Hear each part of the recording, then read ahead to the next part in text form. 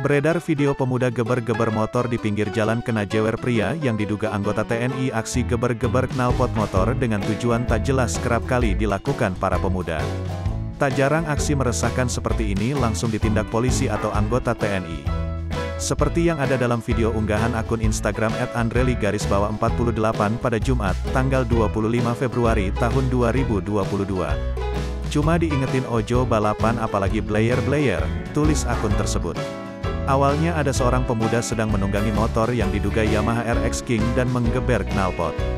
Tiba-tiba dari belakang ada pria diduga anggota TNI yang datang dengan mengendarai Honda Beat. Pria berseragam loreng itu langsung menjewer kuping pemuda RX King tersebut. Kemudian pemuda tadi kaget dan langsung mencoba kabur. Ia sempat tersenyum ke pria yang menjewernya.